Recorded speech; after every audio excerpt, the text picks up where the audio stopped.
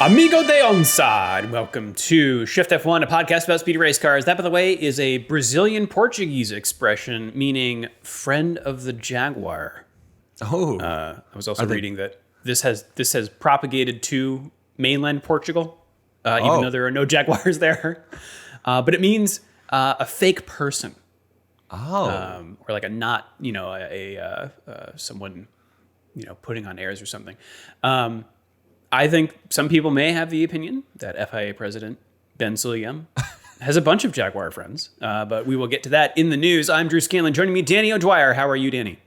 I'm doing good. Does that mean that Jaguars were like, I guess if you lived in Brazil many years ago, Jaguars were maybe the scariest thing to run into? Perhaps today they still are. Large forest cats. I mean, like mountain lions up where we live.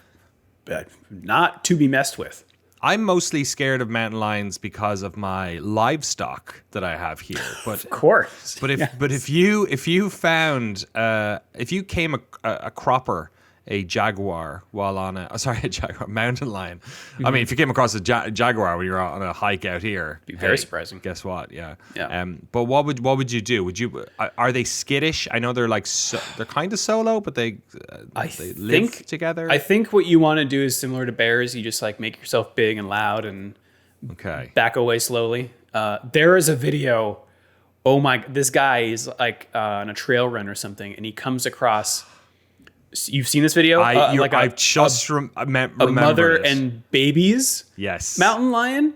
And he's like, oh, like he zooms in on his camera, like, oh, look at the cute little babies. That's amazing. And then he sees the mom is like, oh no. And then she just stalks him for like 10 minutes. It's like nonstop, right? He's like backing up, walking backwards. And he's also like recording the entire thing, which I'm like, and he's like, oh my God. It's it's one of the scariest videos I've ever seen. Because it keeps like running at him and stopping. You know, it does, like charging him. Yeah. Oh boy. Yeah, that's not fun. I mean, a bear I'm not going to be able to do anything about either, but the jaguar or the you see him in Tahoe, it gets your heart going. When my parents came over last summer, we went up to Tahoe, and it was like right at the start of summer, like May, so they were super active, and we got pretty close to a couple of them. Like there was one that was like in the river, just south of Truckee, and like at one stage I was like, okay, let's get back in the car. Come. We're within charging distance now, you know. Yeah, they're crazy. You see those animals in real life, in the wild. It's pretty cool. But they don't hold a candle to the wombat. Just saying. I'm still team wombat. I'm wombat all the way. I got a wombat little fridge magnet I see every day. I use the ice machine at home. Sometimes I dream about wombats, you know. I gotta get back to Melbourne and one of these days go to the F1 race and buy me some wombats on the black market. $60 wombat cap from the there you go. Exactly. Yeah. Pit. Yeah, perfect. Team Wombat. Rob Zachney is on assignment this week. Hope you're doing well out there, Rob. If you are new to the podcast, a very warm welcome to you. And if you are new to Formula One itself, we recommend listening to our preseason primer episode, which assumes no prior F1 knowledge and explains how the sport works and who everybody is. So if you'd like to go back and listen to that, it's episode 298. Also, this show would not be possible without our audience over at patreon.com/shiftf1, where every month we release ad-free versions of the podcast early, along with bonus pods and videos exclusively for our patrons that cover racing documentaries and films, F1 video games, experiments with other racing series, and a lot of weird things. So if you would like to support the show and get access to all that fun stuff, head over to patreon.com/shiftf1 or click the link in the show notes. What's been going on this month, Danny? We just reviewed Christine, the classic Stephen King novel turned into a John Carpenter movie. We had a lot of fun with it. Oh my God. It sounds like when the movie came out, not that many people did, but we had a good time. Without spoiling it, we had a real good time watching and talking about that movie. It was, and with spooky season and whatnot, it was the perfect time. Am I right in reading the show notes that we have decided on the next one? Rob made a hard case at the end of the Christine episode for following up with perhaps a thematically similar but tonally diametrically opposed movie. Herbie the Love Bug. From a killer car to one who's just your friend. Meep, meep. Yeah. Have you ever seen it before? Oh gosh, probably not in 30 years. Like when you were a Yes. kid. Is this? Yeah. This strikes me as a movie that comes on when like at Christmas or something. It's just like a TV thing. So we're gonna watch like the OG one, right? Which is from the late 60s. Yeah. Was there one? Am I remembering that there was one? I think there was a Lindsay Lohan. Lohan. Yeah. Lindsay Lohan. Yeah. So who knows? Maybe we'll keep that trainer running. Do that one. After. Do the remake. Yeah. Exactly.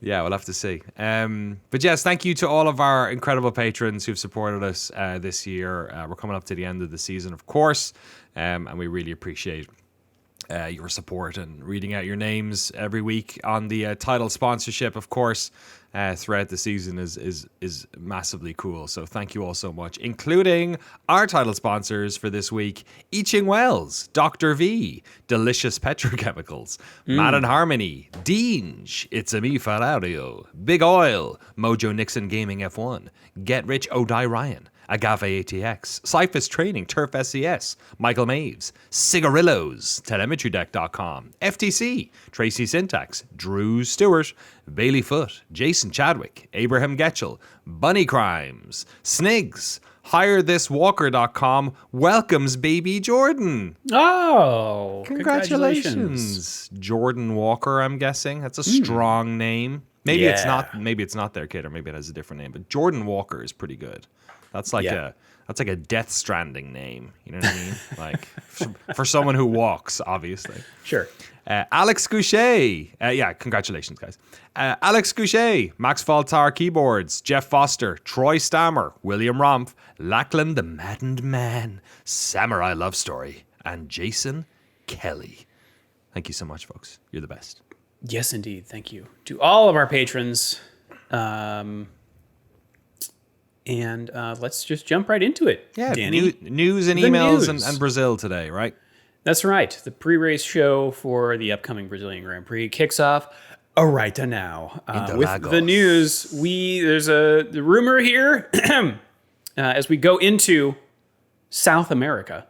We may have confirmation of a South American driver staying with Alpine. Franco Colapinto is expected, according to the-race.com, to renew his contract with Alpine and stay there. What do you think of this, Danny? And they'll do they'll do the announcement in Brazil or in South America, as it were, which is common. This is like the common sort of I don't know, thing you do whenever Perez was getting his if it's a late season event. They like to time it to coincide thematically. Yeah, Colapinto's a tough one because obviously Alpine have really stunk it out this year. So it's hard to tell, I guess. I'm trying to think of his qualification against his against, I guess, Gasly. Like he's 20 points short of him at the moment. He's the only driver on the, aside from Jack Doohan, he's the only driver this year who hasn't scored any points. So I guess that is a decent gap, I guess, between the two of them. The race points out that we had those all those rookies in the other weekend, driving around in free practice, and while Colapinto did stay ahead of their rookie, Alpine's rookie, it was the thinnest margin between the rookie and the existing driver. But the article also points out, which I think is a good point, the problem with Alpine is not the drivers. It is elsewhere in the car. So why not go with the devil you know?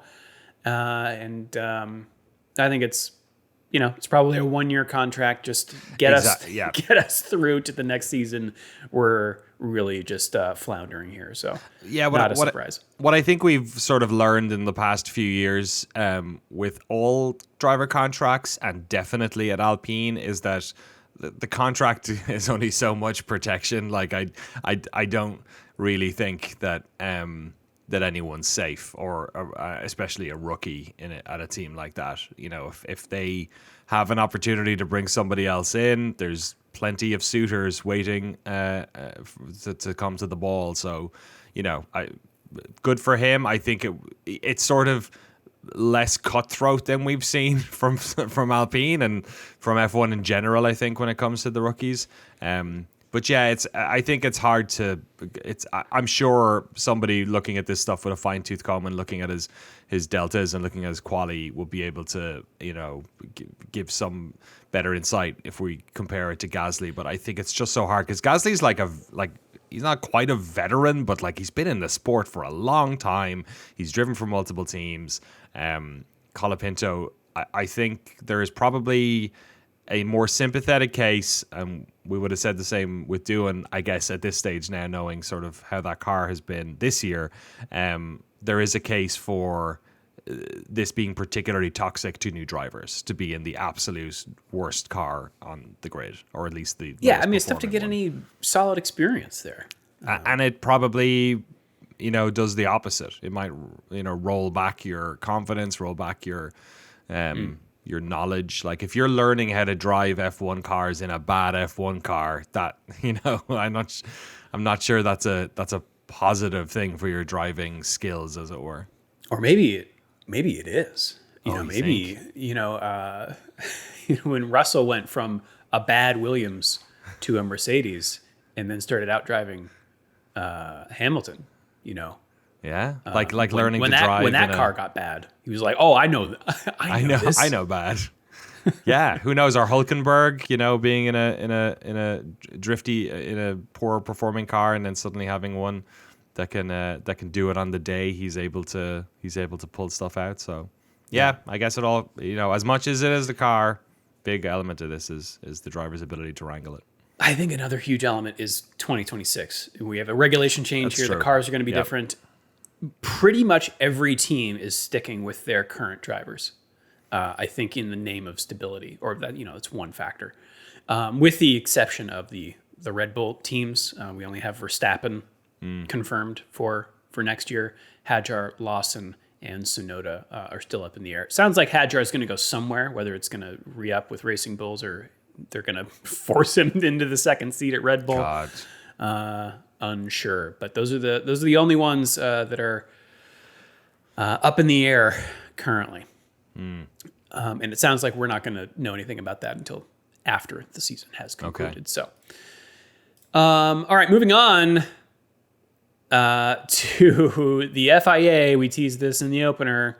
The president of the FIA. We love him. He's our good Mohammed friend, bin Sulayem. Really has, from the beginning, when he came in, 2021 or something, people have not liked him.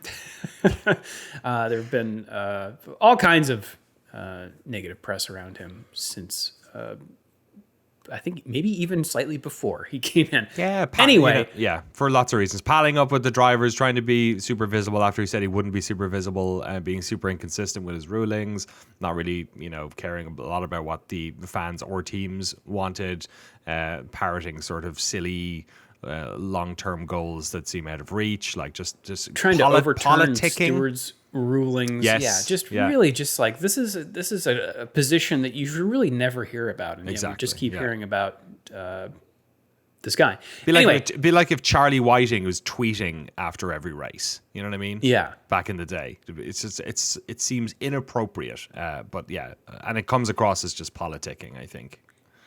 So a lot of people were looking forward to the upcoming presidential election for the FIA, maybe to rotate him out for someone else. Carlos Sainz Sr. Kind of threw his hat into the ring. A few others who have experience in the FIA as stewards or with other auto clubs around the world. what has happened, though, is that he is now running unopposed. And some of the candidates are maybe, waving red flags as a result, including former FIA presidential candidate Laura Villers, and this is from an Autosport article, who is now suing the FIA over its democratic standards. We've got a hearing set for the 10th of November.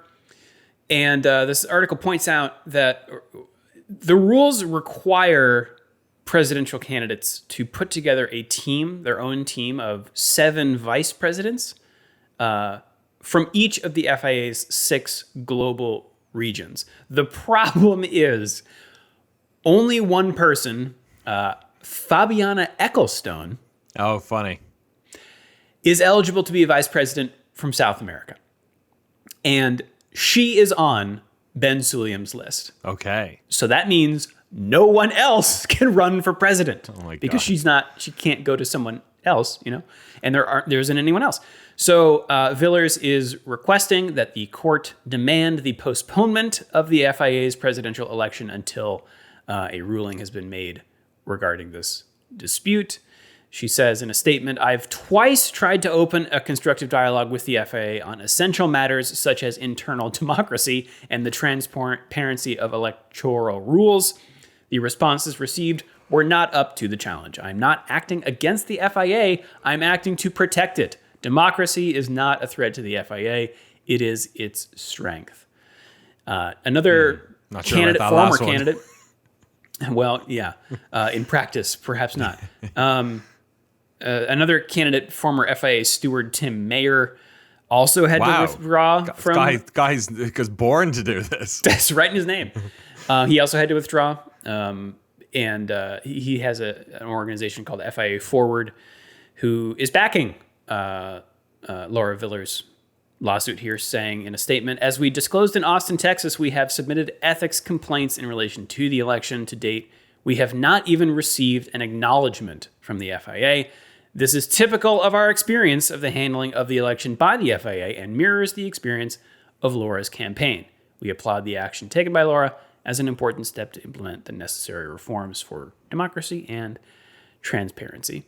I bet thoughts at FIA.com go straight into Mohammed Bulsayem. Why can I not say his name? It's tricky. Ben Sulayem. Ben Sulayem, sorry. Into his trash filter. Yeah, he's got a filter there. Yeah. This is I've never been a part of an automobile club. The FIA is weird. Like, oh, haven't you, Drew? Yeah, my tweed smoking jacket. This I'm not sure how automobile clubs work, but it seems like it's a federation of these regional clubs that then ideally you hire from within, and then that's how this whole thing is supposed to work. But it seems like I can only take the word of these candidates, but it sounds like them both teaming up and saying like, this is messed up. Seems like it's not exactly above board. It seems like a massive oversight, or perhaps a intentional oversight, that they would have this methodology and that there would only be one available person to do it. Like that. It doesn't take rockets. Like this could have been a really complicated lawsuit, but like we understand it almost immediately. That like it is quite funny as well that Bernie Ecclestone, like from the near grave, is still influencing Formula FIA's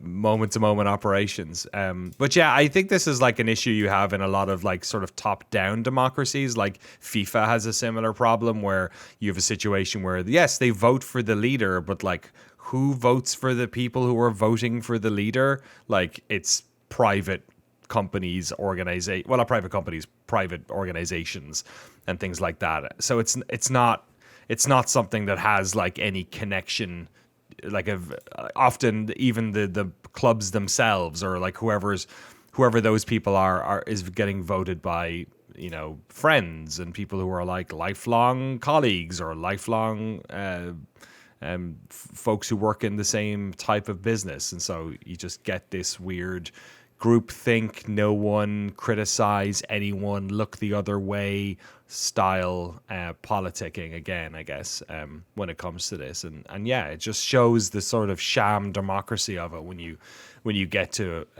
a stage like this where it's very difficult to mount any type of legitimate counter claim to the throne, as it were. So yeah, I mean, I'm so cynical about this, having watched FIFA for the past my whole life, and like how someone like Sepp Blatter was in charge for as long as he was, even the post Blatter years of where it is. It's just, yeah, it's I feel like this is just, you know, what happens and is a little bit of a worrying trend as it comes to global politics, especially when it's a similar situation you have where the kingmakers are not necessarily grassroots organizations or local, you know, community action groups, or stateside here in America, community action groups. Most of the power actually comes from this sort of cabal of very influential rich people, you know, who are able to sway elections, you know, or at least nudge them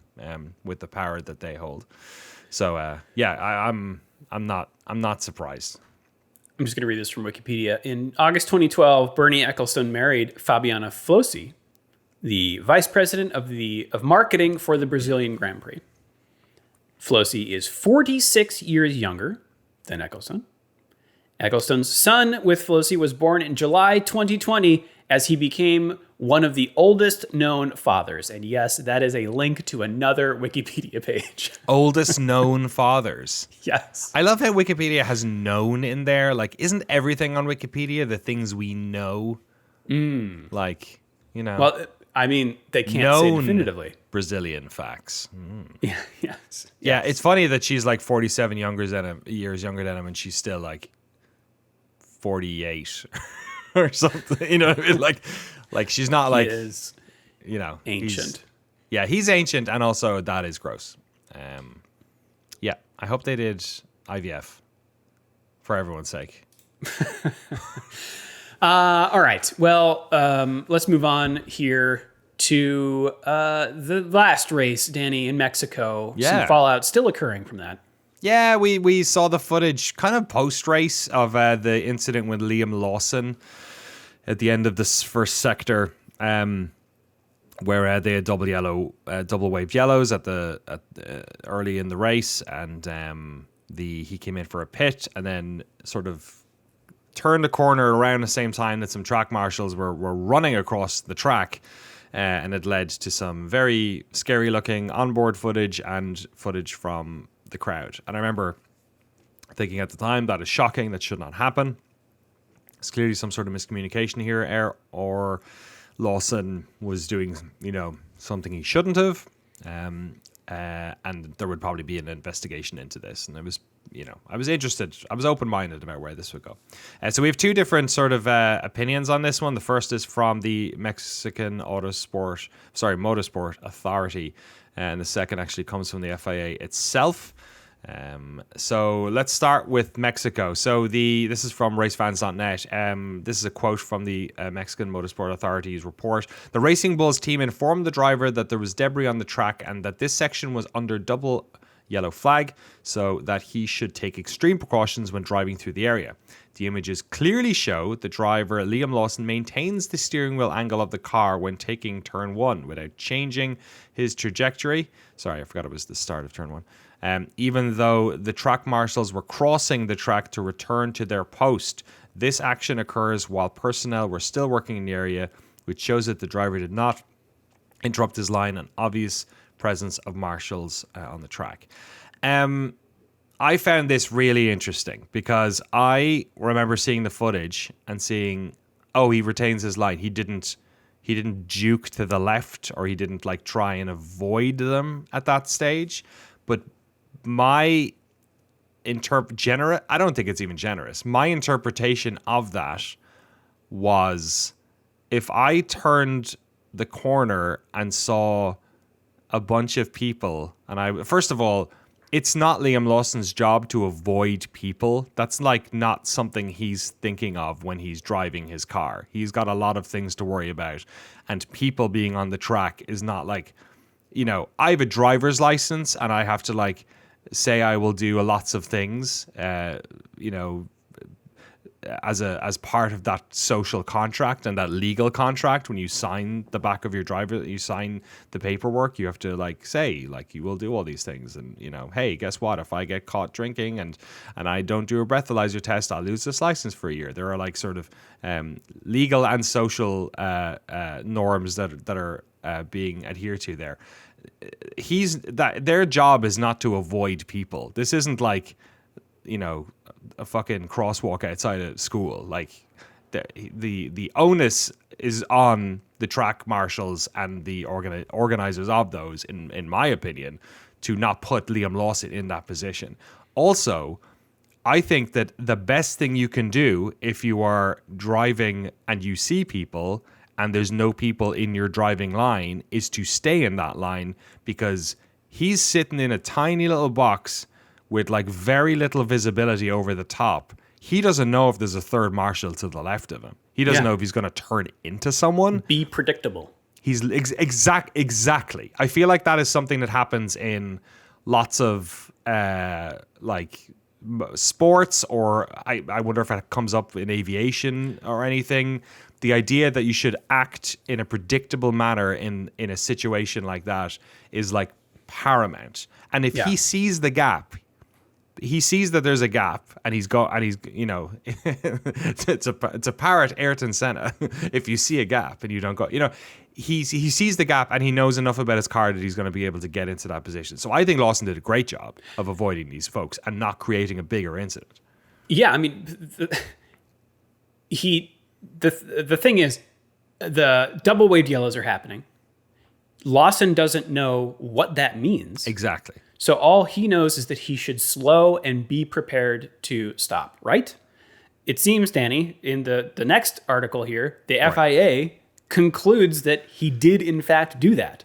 Yes. RaceFans.net says, having analysed the telemetry from the incident, we can confirm... Sorry, the FIA says, this is reported by RaceFans. Having analysed the telemetry from the incident, we can confirm that the driver of car 30, Liam Lawson, slowed appropriately and reacted correctly to the double yellow flags displayed in that area, braking earlier than in any other laps and passing significantly slower than racing speeds into turn 1. He is not at fault for the incident. So it all sort of comes down to, I think, unfortunately, the Mexican Motorsport Authority trying to save their arses by interpreting the footage. I think Lawson's steering angle is completely like irrelevant. It is irrelevant. Yeah. Why were they there when he was coming? Yeah. You shouldn't have to rely on the yellow flag. Yeah, 100%. And I again, they can't see. He can't see what's on the track, like in front of him, like the car. You can't. And I think and putting him in this position, because like that's what they did. They put Liam Lawson in this position. They also put the marshals in a very difficult position. And the one thing that really annoys me about this is like, this was an incident that thankfully no marshal was hit. We had that close call at Monaco. We had the very funny scenes in Canada back in 2011 when, you remember, one of them fell over in front of the cars and a couple times. Yeah, and that sort of stuff. But like, you've watched F1 highlight videos enough over the years, or those old VCRs, you see what happens when marshals get hit, and it's not, remember that we remember, I think it was our first season of this. Remember when one of the tires came loose in the pit wall and hit that cameraman?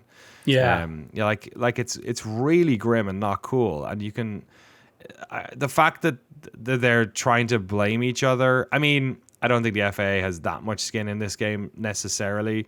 I think if Lawson was in trouble, I don't think there'd be any. They love, suing these guys or whatever. It's disappointing for me that the Mexican Motorsport Authority is sort of protecting their guys over this, because you would like to know that there's going to be some type of procedural change with this sort of stuff. There was reports about what happened. They heard the first communique. They didn't hear the second communique, but it's frightening. Like, this stuff is, it's like if you watched F1 like 20 years ago or 30 years ago, the marshals and even people in the pits and stuff really didn't respect the cars much. Like they were really out there doing stuff, and even like having like cranes out and stuff like that when crashes happened. There was a famous one in Interlagos, I remember, back in, it was in the 90s, I think, or maybe early aughts, where there was some aquaplaning on the final turn. Somebody crashed, and then did Schumacher or someone else crashed into the exact same spot in a very Jules Bianchi style way while there was a crane out there. And if you go back and watch that footage now on YouTube, I'm sure the comments are all like, oh boy, this almost happened before Suzuka in 2014 or whatever it was. So yeah, it's just a little disheartening. Like it's the one thing about the sport that I really try and take very seriously is the safety of the drivers and the marshals and everyone and the audience. And I think it's a bit disappointing, I think, especially in 2025 to have this type of finger pointing. Yeah, the FIA is doing their own internal investigation. They're saying that they're looking at radio transmissions and a bunch of different camera angles and stuff. And so I imagine we'll eventually see their ruling on this. But yeah, ahead of that, they're basically saying like it's what we can tell is that it's not Lawson's fault. So yeah, like what would you do if a deer ran across the road? You know what I mean? I mean, like I almost hit a deer on my bike. Oh no! Oh yes. boy, that's was real freaky. You don't expect that. Was that when you were doing the MS? Yes, it was bike MS. Was it morning or evening? Going up morning on Highway 1. On Highway 1? Yeah. Wow, yeah, okay, going down this kind of twisty corkscrew section. That's wild. Yeah, because we live in, like, there was 2 fawns sleeping in our garden last night. Like, they're out here all the time. And whenever I drive home, you know, it was like what people were saying in Australia with kangaroos. You know, dawn and dusk, you gotta drive slowly because they just, like, dart out at you. And yeah. You don't want to collect one because you don't want to hit it and you don't want to hurt it. But it's also basically like a table. So running across the road. So it's only going one place, and that's into your windshield. And that's like another thing. Like Liam Lawson collects one of these guys with the front of his car. You know, I guess the halo's there. But like he's not like, it's just, I don't know. I think not it's YOLOing through there. He's like, it's in his best interest too. All right, we need to take a break. All right. I'll be back with one more news story, and then we'll get to pre-Brazil. All right, last kind of fun one here. RaceFans has some quotes here from Dean Locke, F1's director of broadcast and media, seemingly in response to recent complaints about the broadcast, the TV broadcast from drivers like Alonso and Sainz. But also, I just love whenever we get insight into the production process. So a few things I learned from this article, which I can link in the show notes. So he's talking about radio messages and like how that process works when they decide to play them, etc. I was interested to learn that even when, so the onboard channel, the multi-view channel, you know how in F1 TV, if you have access to certain tiers, you can just pick, I want to watch this driver's onboards the whole time. Yeah. And if you do that, you get access to their messages unfiltered, basically. There is, I learned from this article, still a delay for those because they do want to still retain the ability to cut things out or not broadcast things. Anyone who's watched any of that knows that they don't bother bleeping any curse words. But the article does point out that communications may be hidden following a crash, particularly if there's concern the driver might be injured.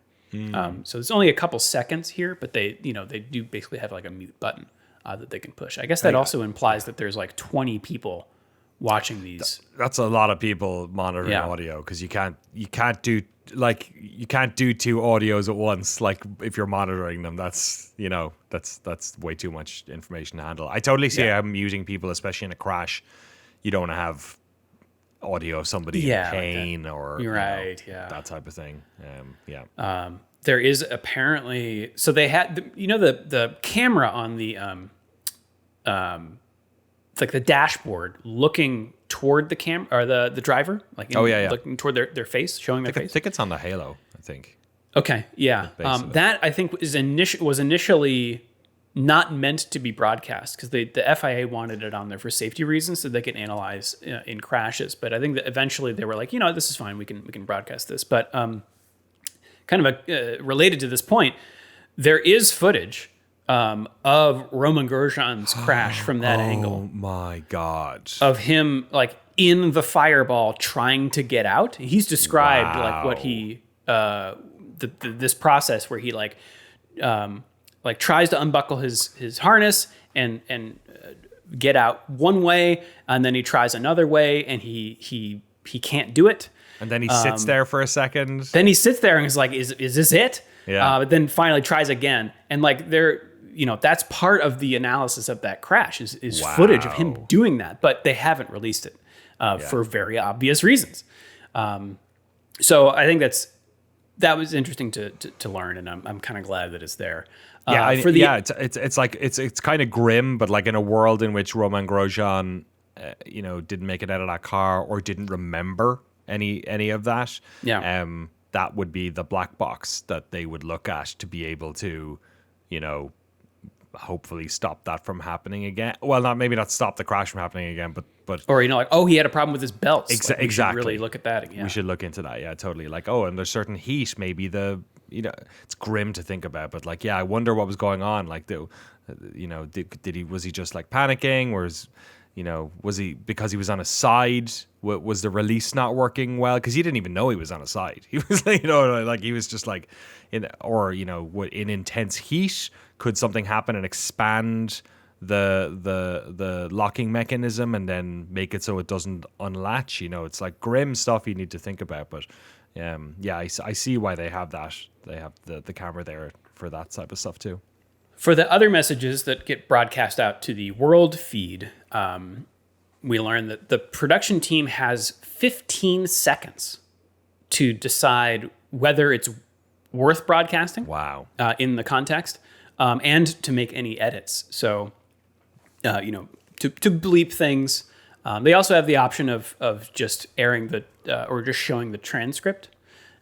Which I think they don't really get into that too much here. They do say that they have the option, and they sometimes deploy it if they don't want to. It's nice because they don't have to interrupt the commentators, right? And I can see for maybe things that aren't quite as emotional, but sort of procedural that you do want to inform the audience of. I think there's a threshold there. Yeah, like pitting. I think they do that a lot for. Right. They just flash up box. Yeah, you don't need to hear them say that, Right. Or if it's like a particularly long one. Sometimes they'll also, and I wonder if, sometimes you'll see the radio message come up with a transcript and sometimes you don't. And I imagine that's them broadcasting the radio message before they can get the complete transcript because they want to keep it relevant. That's so little time. I know, 15 seconds. That's absolutely wild. Yeah.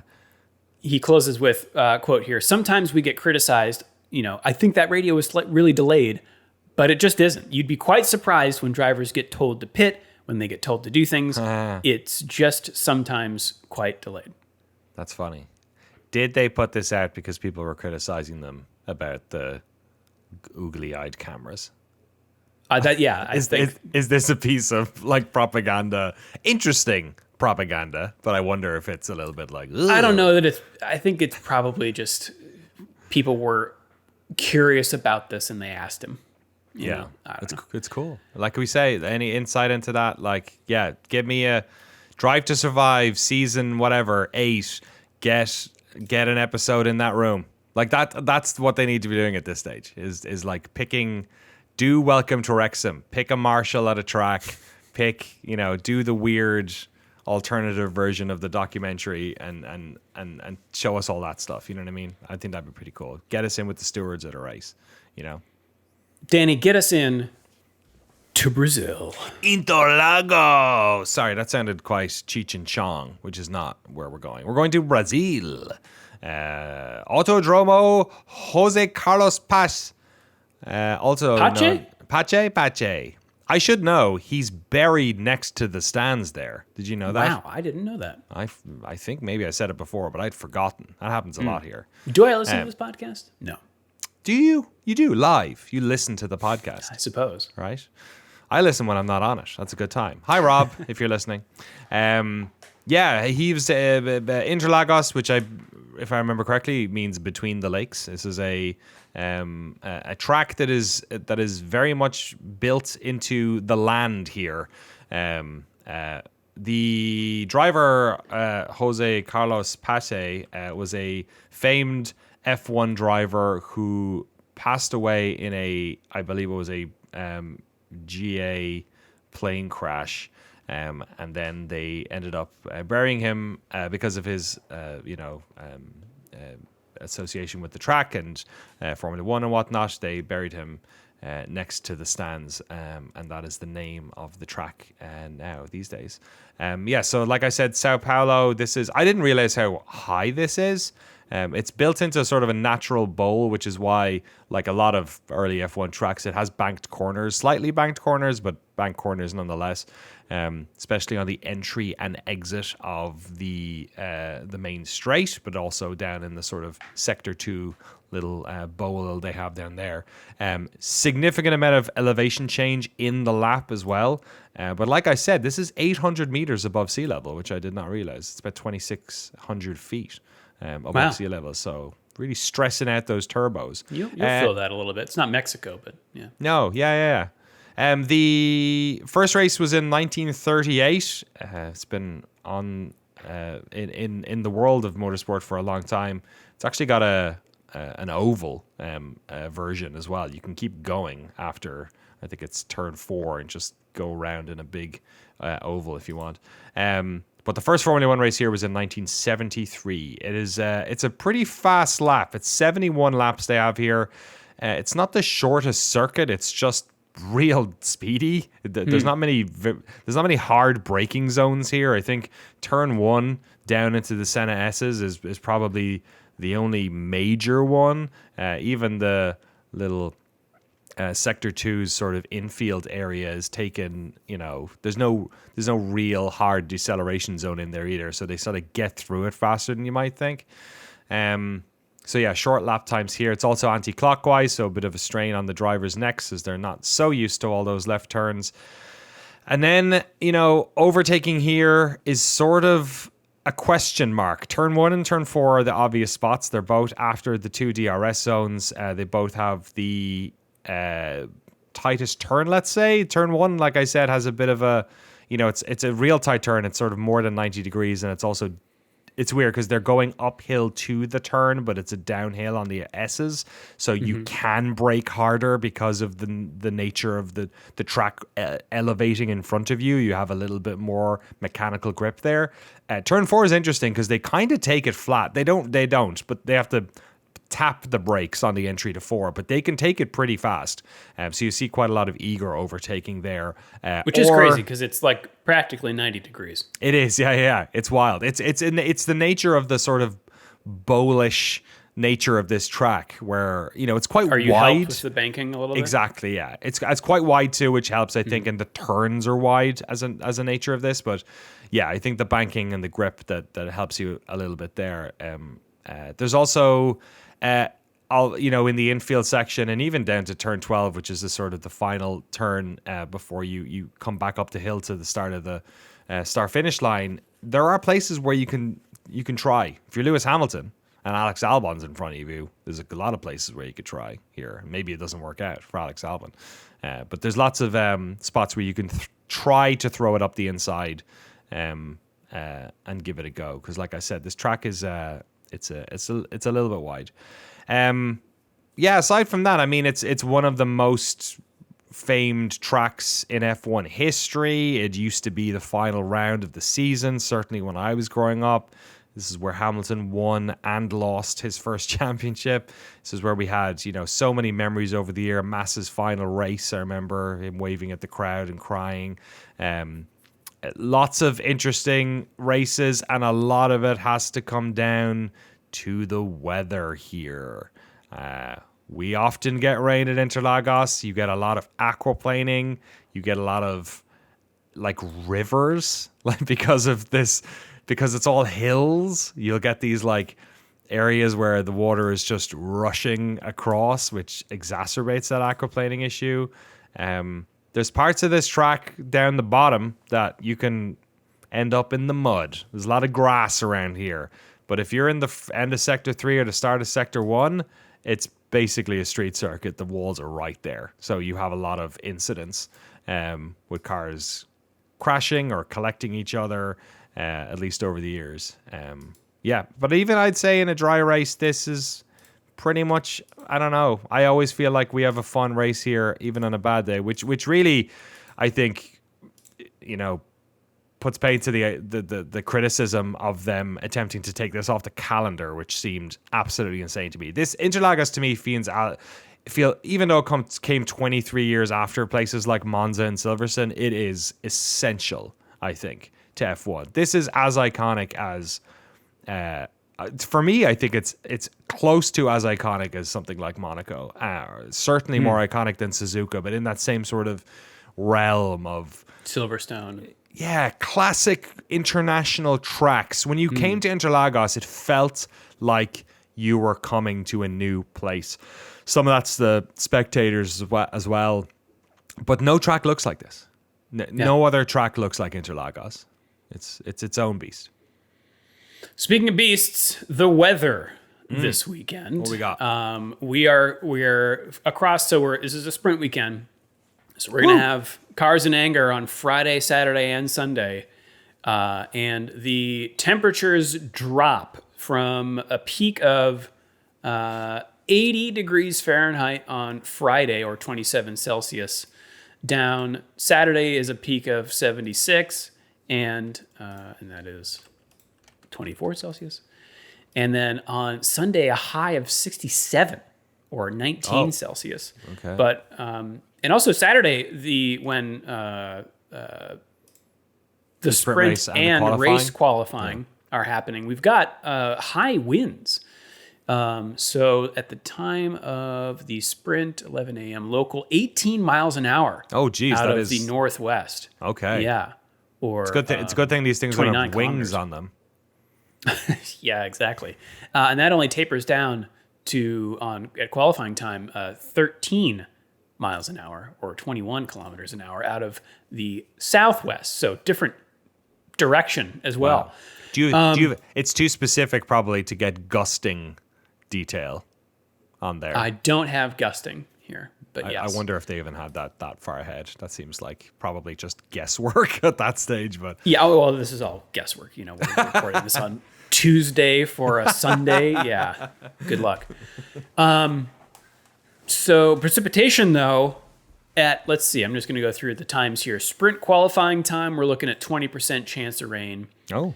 Sprint time, again, looks, a little higher, maybe 25%, although it higher before that, so the track may be wet. Qualifying time at 3 p.m., things are looking more like 35%. And for the race, which is at 2 p.m. local, again, 10 or 15%. So Cool. Kind of across the weekend, things will probably be damp. At some stage. At some stage. So, yeah. Which may play into why I've rated this up fairly high in the last 4 years. So I've got ratings going back to 2021. Out of 4 stars we've had since 2021, the Ebert style. That's right. 3, 4, 2, 4. Cool. And last year there was rain, lots of crashes and safety cars. As a result of pit strategies and red flag, Verstappen went from 17th to 1st, and Alpine got a double podium. What more do you want? That's a 4, craziness? Baby. That's 4 popcorn buckets right there. Yeah. Yeah, that's pretty cool. Solid 4. So with some rain, I think it's reasonable to expect a 3 out of 4. Yeah. Knock on wood. I think that's commentator's curse. That's going to come up in our first email, I think. Okay. That race and Verstappen's performance in it. Well, speaking of performance, let's look at... Oh, is this when we do our Blue Chew sponsorship? Is that... What? Nothing. Keep going. Okay. Let's see. drivers for whom this is usually a good track: Pierre Gasly, Fernando Alonso. Pierre Gasly, who got on a podium last year. Yeah, I mean, Yeah. that'll cool. improve your numbers. Drivers for whom this is not a great track: Oscar Piastri, Lance Stroll, and Alex Albon. I know, I know. Oh boy. Alpine statistically does pretty well here. But overall teams, Mercedes does well, and then Red Bull, and then Ferrari. So last 5 winners, we've got Verstappen, Russell, Hamilton, Verstappen. I wonder what the average like RPM or average speed here is. It's gonna be pretty high. I'll look it up later. I'm just curious because it's just one of those tracks, pretty intense. Yes. Also intense, the Drivers' Championship. Lando Norris, heading into Brazil, is on top with 357 points, 1 point ahead of his teammate Oscar Piastri. In third is Max Verstappen, 35 points back. Then we've got George Russell in fourth, Charles Leclerc in fifth, Lewis Hamilton in sixth, Kimi Antonelli in seventh, Alex Albon in eighth, Nico Hulkenberg ninth. 2 points back is Isaac Hadjar in 10th, then 1 point down to Carlos Sainz at 11th, and then 1 point down to Alonso in 12th. Oliver Behrman made up 5 places with his 4th place finish in the previous round. He now sits 13th, tied on points with Lance Stroll. Liam Lawson is 2 points back in 15th, tied on points with Esteban Ocon. 2 points back is then Yuki Tsunoda in 17th, followed by Pierre Gasly, Gabriel Bortoleto, Franco Colapinto, and Jack Doohan. In the Constructors' Championship, McLaren has, of course, sealed the Constructors' Championship. Ferrari is in second now, having moved up a place after Mexico. They are now 1 point ahead of Mercedes, who sits third, 9 points ahead of Red Bull in fourth. Then we've got Williams in fifth, Racing Bulls in sixth, 3 points ahead of Aston Martin in seventh, who themselves are now 7 points ahead of Gene Haas and team in eighth, who move up a spot after Behrman's 4th place. Sauber moves down to 9th place. They're 2 points back from Haas. And Alpine, 40 points back in 10th. So some close battles there. For like the battle for second in the Constructors is red hot. Wide open, and yeah. That'll be really interesting to watch. Very cool. And that, 7th, 8th, 9th, that also matters a lot. Especially to the teams lower in the Constructors' Championship. There's money to be made everywhere there. Yes. All right. Well, that is Brazil and the driver standings heading into the Brazilian round. If you'd like to join the standings yourself, you can do so in the official Shift+F1 Fantasy League using the link in the show notes. You can also send us an email, shiftf1podcast@gmail.com or f1.cool/emails. Danny, should I read this first one from Zach? Please do. All right, Zach in Savage, Minnesota. Oh my God, I've always said that about Minnesota. Says, Rob's thought that this is Max's best season, even though he likely won't win the title, got me thinking about that idea. When you talk about what really defined many of the greatest drivers of all time, their being signature moments usually came in seasons when they were not contenders. Schumacher in Spain nearly lapping the field in a beleaguered Ferrari that barely finished half the races that season. Senna at Donington in 93 decimating the superior Williams in the rain. Stewart in 68 winning at the Nürburgring with a broken wrist with Hill taking the title. Just to name a few. To be in the upper echelon of remembered drivers, is it essential to prove you can do it even when the car isn't there? That is maybe even more important than how many wins or championships you have, or is that more important? It's a good question. It is, because when you look at like most drivers, I feel like have had a lower end car, but like Hamilton kind of never did. Well, I guess now he has, but like before his title runs, because he came right in to Mercedes, McLaren. Sorry, McLaren. Yeah, exactly, and won on his 2nd season or 3rd. I forget if he was at Alonso for that one season and then had that the Timo Glock at Interlagos thing. I think that was the second season. I think he binned it. He lost it in the first season and then won it in the second. Maybe no, there was probably a rookie season in there. I'm not remembering. That was during my hiatus. That first year was. Yeah, I also didn't see a lot of Hamilton's earlier career. Same with Vettel. Right. But I think actually he was in a Toro Rosso, I think, wasn't he? Right. Yeah. And won a race in it, I think. Right. Before he went to did he to win Red or Bull was proper. it a podium? Yeah. I'm remembering this now. Yeah. Maybe did he win one or was it a podium? I can't remember. But yeah, he did. Yeah, he had a breakthrough moment for sure. I think an interesting example here is Button.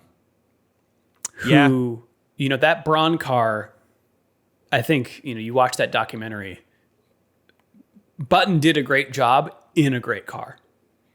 And then you see him, at McLaren when McLaren was bad and, did fine. Mid-range. Yeah. Yeah. Contrast that with someone like Alonso, who, earned his bona fides as a champion twice, but then has stuck around and has been in not great cars and continues to have a reputation as a great driver. I don't know that you need it. I don't know that you need to prove yourself in a bad car, but I think it helps. Yeah, I think over the course of if we're talking about the greats, over the course of their careers, they're going to have a team move that didn't work or a year that developmentally didn't work for the team or whatever. So I think often it happens. I don't necessarily, like you, I don't necessarily think you need it. Like, for instance, Button's drive at Canada 2011 is the one that stands out as that is an amazing individual drive that shows somebody's ability. And I would say as well, Verstappen in Interlagos last year was another one of those where we often talk about the drivers at the front, or are they able to compete in the middle? Can they overtake? And he's had a couple incredible Brazilian Grand Prix. Yeah, it's so yeah, I don't think it's essential, but I definitely think it's the type of thing that when it happens, it knocks them up. It lives in the memory, and it really is demonstrative of an ability outside of just leading the pack or qualifying well or something like that. And I think ultimately when we look at any sport, and especially F1, because it's a sort of a single, it's an individual sport, that those are the things that warm our cockles. Those are the things that live in memory and make legends. It's individual races. It's ways of compressing the emotional and strategic and intellectual battles that they go into a very compressed time or moment or set of incidents. And I think that's why we watch sport and we love when those things happen. I also think that, I think a dominant car and, a trophy case full of championships can also mask a driver's ability. Yeah. That we may, when Hamilton was in his heyday, we can talk about whether, he's lost it, in his current form or age or whatever. Will we ever really know if he could also have been as great in a not as great car? I think the Mercedes, it's worth putting some distance between the McLaren and the Mercedes years, because I think in the Mercedes car it was almost silly. It was sort of Red Bull past few years too, where the delta was quite a lot and he was really only fighting his teammates.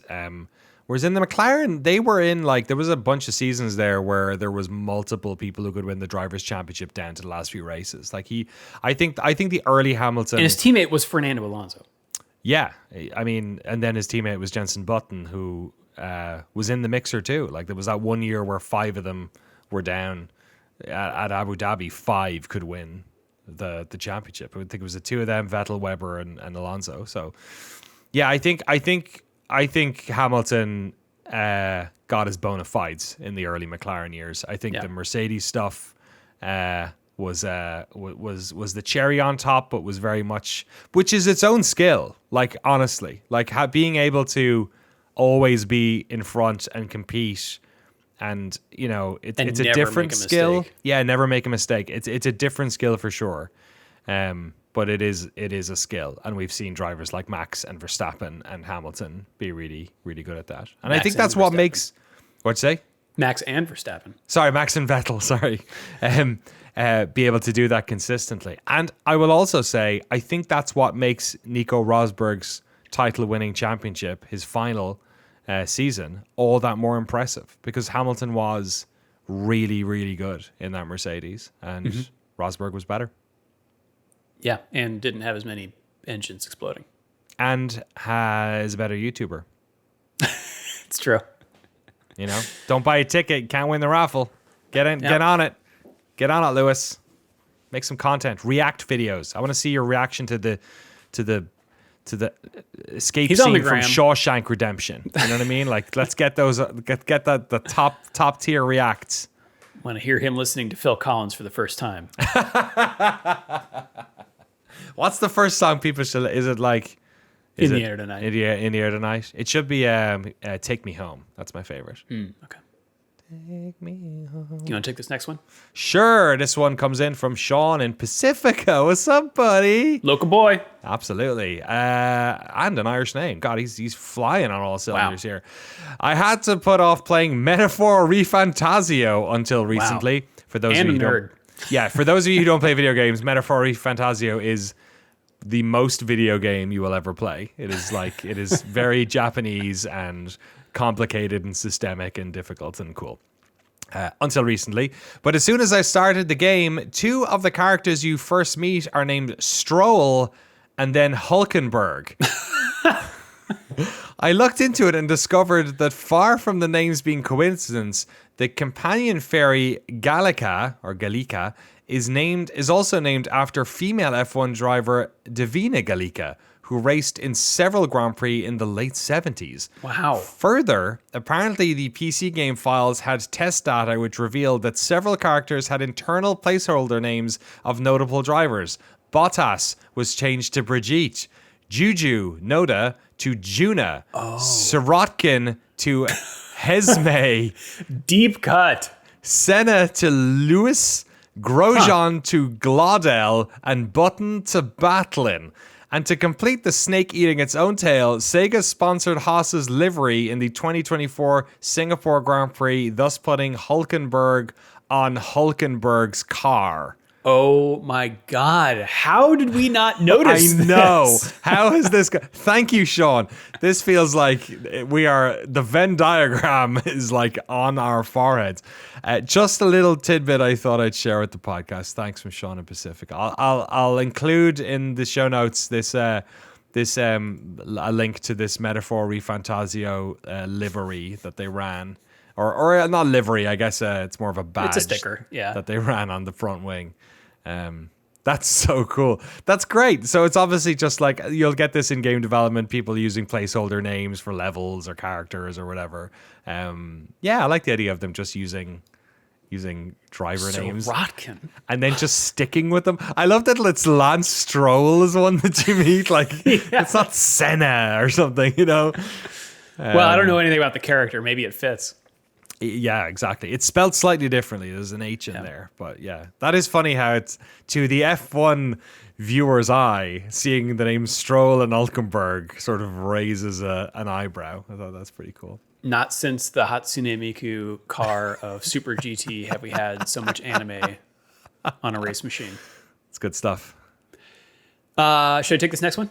Yes. All right. Randy in Albuquerque, New Mexico says, "Hey guys, I was blown away to get an email from F1 TV informing me that having Apple TV would be awesome and less money than I'm paying now.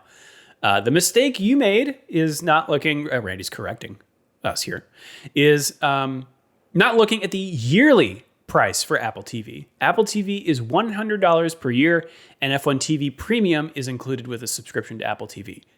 $130 for F1 TV Premium currently, and $100 per year for Apple TV, a savings of $30 a year for people who are now subscribing to Premium to get 4K multi-viewer and the ability to watch 6 races. No. Watch on 6 devices. I'm sorry, to watch on 6 devices. Thank you. 6 races. That's all you're allowed to watch. Pick good ones. Yep. I heard who I think is the CEO of Apple on James Allen on F1 podcast. He's a lifelong F1 fan, and he was talking about Apple making additional F1 content as well as having F1 TV. Interestingly, he said that one of the things that makes Apple different is that they have far less compression on their video, which makes it look better. I enjoy your podcast. Keep up the good work. Thank you, Randy. Yes, before reporting that story, I did look for an annual rate on the Apple TV website, but I guess they don't want to advertise it because I could not find it for the life of me. Oh, that's crazy. If you pay the $13 a month, it's like $155 a year. Yeah. From what I gather, you have to sign up for a monthly plan and then go into your account settings and upgrade it. You have to add it. Yeah. So Apple TV is basically the hub of our home here. Like we've used it pretty much for about 10 years, I'd say at this stage is what we access everything through. It's the main TV uses it. I have been a subscriber. So if you're a subscriber of Apple TV, I think this does work out for you for sure.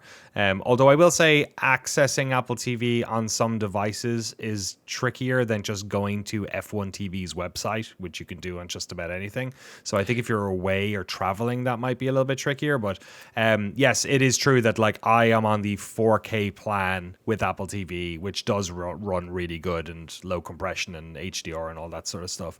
And it is an add-on that you add. It's a different subscription that you add onto your one for like an extra, whatever, $5-6 a month maybe.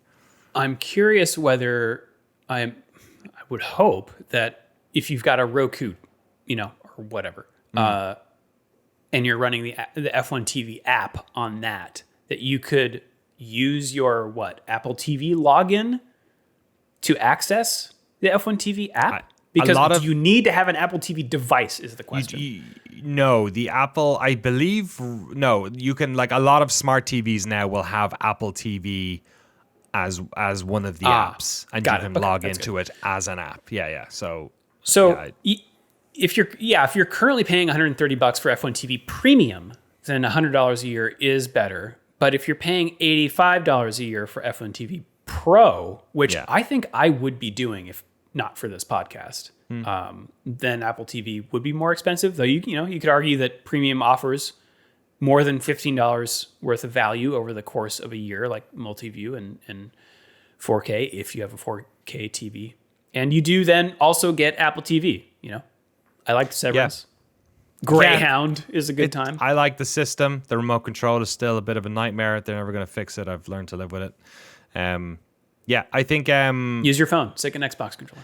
And not to be like a bootlicking capitalist apologist, but I will say, like, one of the things that I've noticed over the years is, the amount of subscription, all the subscription models have gone up, right? And I think, especially for folks like us who work on Patreon, I think that's something that we're very sensitive to, because like our Patreon is the same price it cost when we launched.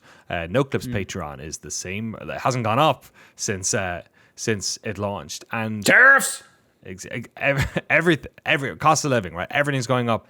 When I look at the other sports that I watch, and I think about how much Formula One costs me, I'm not trying to say that this stuff couldn't be cheaper. Ticket.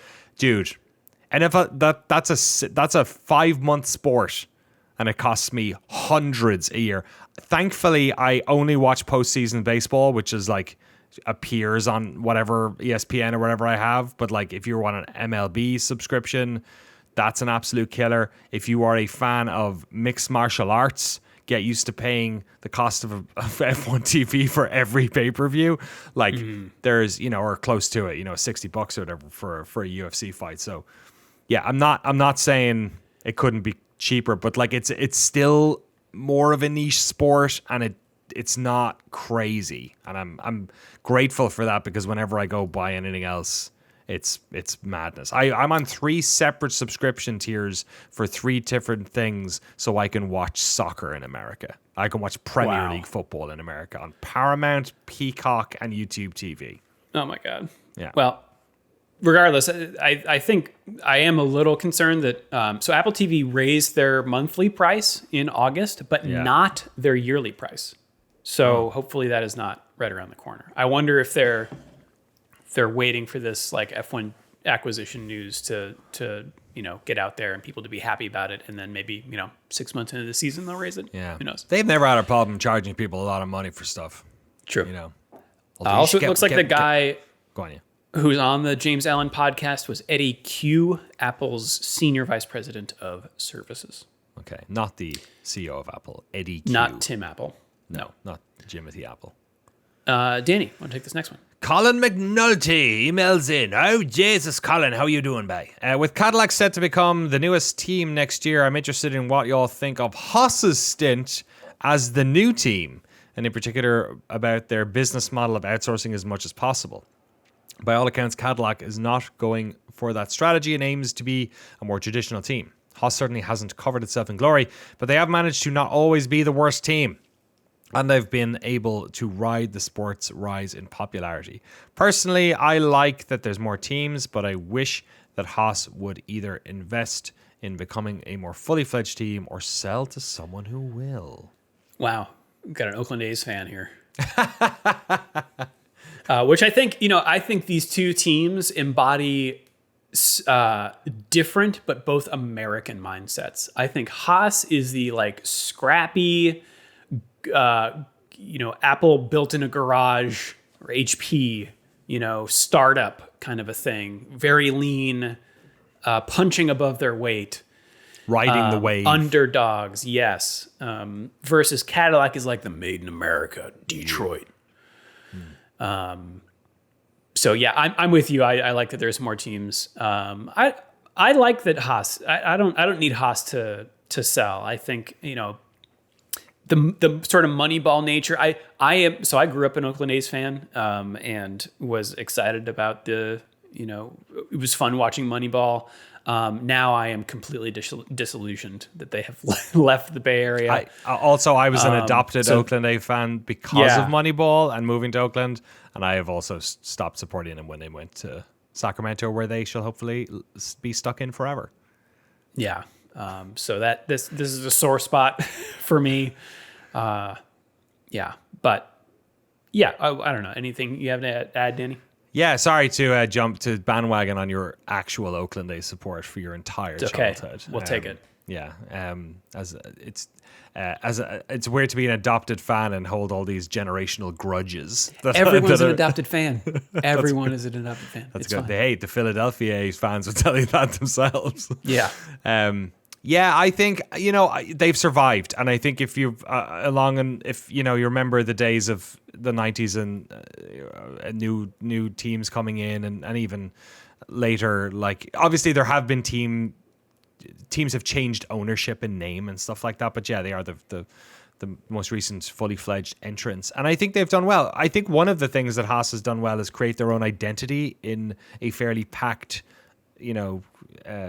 bunch of constructors. They've been really good at staying in the fight there were years where they were right down the bottom, and they were definitely buoyed by Drive to Survive and the narratives around that for sure. They have provided more entertainment to this podcast between Rich Energy and weird Russians Steiner. And Gunter and everything else. And yeah, I think it's great seeing them do so well under a new leader, and yeah, I sure they could have done better. They could have been fighting further up, but I think the money gap that last 5% you need to do to compete up there is so hard for teams to get up there. I think they could have been. I think the last 3 years has colored the past 10 or whatever it's been of Haas being in the sport, because I think if they were still floundering at the bottom, we'd be having a very different story, because they had there was a rough middle chapter there for sure. Yeah. Should I take this next one? Do it. Speaking of Gunther Steiner, Matt writes, I was laughing at Rob's comment about Gunther Steiner at the end of the Mexican Grand Prix episode. Didn't know if you guys were aware, but he is doing a speaking tour. He does have a book out, I think. Surviving to Drive or something. Oh, of course. Uh-huh. It's not called Fucking Wankers or whatever. And, listen, you had your 15 minutes of fame. Capitalize on it, man. We get whatever you can. Matt writes, we sometimes go to Broadway shows in Chicago, and so we get mail advertising upcoming shows. I was surprised to open the flyer and see an advertisement for Gunther Steiner Unfiltered Live. He was filtered before? Right. Wow. Parked between Twilight in Concert and A Magical Cirque Christmas. Oh, get him in those too. Come on. He's in town. Let's make him a glittery vampire. When you said Broadway shows and Gunther Steiner, I got really excited. Matt says, I sadly have other plans that day, but my first thought was that he probably booked these shows before it really set in, and I bet it makes for an awkward show now. I wonder if there's Q&A. Anyhow, love the show. No, I think this is part of his like post Haas Remember Me tour. I think this is fully in acknowledgement of like, hey, I was the funny guy on that show you liked on Netflix. Just buy my book. He must be asking questions about how well they're doing now under Komatsu. So I'm sure that's not lost on him as well. Matt, I think you should cancel your plans. And I'll be honest. In fact, you know what? If there's anyone in the Chicagoland area, I will pay for your ticket. Wow. I'll pay. Hey, I need to check how much are the tickets for this. Let me go. Steiner's. Does he live in the Dolomites? He's probably needs a. Oh, they're on StubHub right now. Gunther Steiner tickets, Unfiltered Live. What do we got? How much? Okay, we're. It's probably a multi-stop Chicago. tour. Chicago's the hottest event. Okay. So the cheapest ticket's $65. And the most expensive is $333. Oh my God! Is that on the stage? It must be front row or something. Row B in the middle. Okay, so I get it. So you're not in row A, so no one's gonna ask you. The improv comics aren't gonna accost you. Look at that. All right. Yeah. Hey, look. I won't buy you 2 tickets, but I'll buy a ticket and dinner for you and your date. If someone stick it in the Shift+F1 podcast at gmail.com. I'll Venmo you if you send me receipts. This is a bad idea because I know someone's gonna like scam me out of a lot of money. And if I don't reply and you didn't get the money, have a good time at the show. Maybe I'm a very fraud idea. Maybe I'm scamming you. This is not, I'm not scamming you. We're probably breaking some broadcast laws doing all this. Forget the whole tax thing. implications. But if anyone goes, please email us. That would be tremendous. You want to take this last one? Sure. I work as a software developer. This is from Anonymous, by the way. The hacker group. No, just great. A person. Although we'll get into it. I work in software development, and and one afternoon a few years ago, I saw an email on my phone from a security researcher. Never a great thing to receive. Even worse was that it was sent to the whole engineering department, and my CEO had already sent an email to myself and our VP of engineering asking what was going on. The researcher had found a misconfiguration in our testing server which allowed anyone to see the entirety of our source code. In the industry, this is generally referred to as a giant fucking problem. Thankfully, the dude was a white hat hacker. He had set up an automated bot that went looking around the internet for that specific misconfiguration and reached out to us so that we'd fix it before someone malicious came snooping around. I had friends in town and plans that night, so the next morning I fought through a hangover and fixed the misconfiguration. We ended up sending him $5,000 as a thank you for identifying the issue. Sometimes companies will instead threaten legal action, but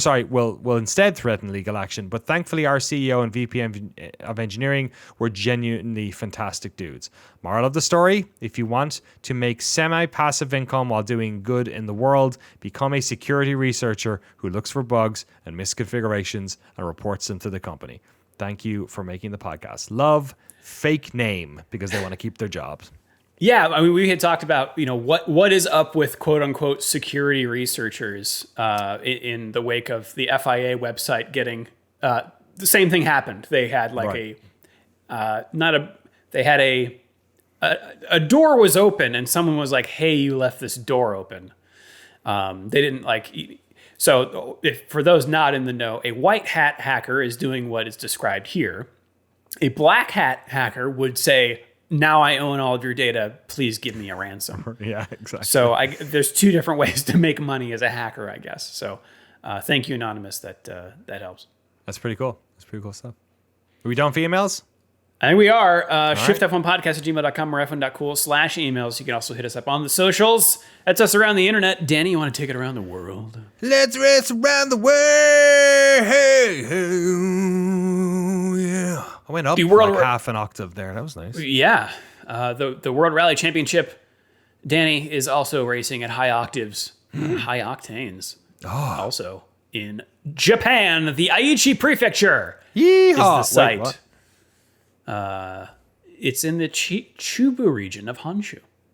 I wonder what their little mascot person looks like. You know? Yeah. You You can look that up while I'm going through the rest of this. MotoGP is at Autodromo Internacional do Algarve for the Gran Portugal. Premio de Portugal. Beautiful Algarve, southern Portugal. The World Endurance Championship is at the Bahrain International Circuit for the Bapco Energies 8 Hours of Bahrain. Bapco. Get your meaty Bapcos. Bapco, like they make rolls.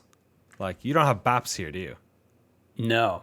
No, it's a Bahrain petrochemical company. But yeah, Great. Bap. A Bap is like a name for like a little floury kind of roll kind of thing. A Bap. Floury roll. Yeah, like a little bread, like I've a heard bread the phrase roll. Bread roll. Meaty Bap before. I've never heard meaty Bap. Maybe that's just was that in like a Am I saying something very heinous? meaty Bap? Yeah, maybe. There are some. Hey, look, we could really annoy some people with some British named foods. Let me tell you. Okay. Yeah, let's not go there. Formula One also is racing this weekend. Maybe you've heard of it. Where? In Brazil. That was good.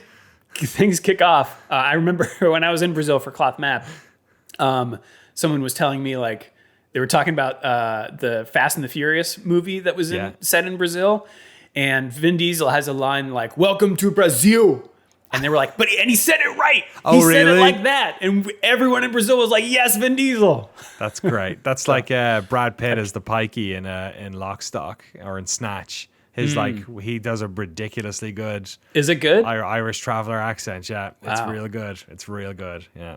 Nice. Friday, November 7th, Free Practice 1 kicks off at 9:30 a.m. Eastern Time on ESPN2, the only practice session. Because it's followed by sprint qualifying at 1:30 p.m. Eastern on ESPN2.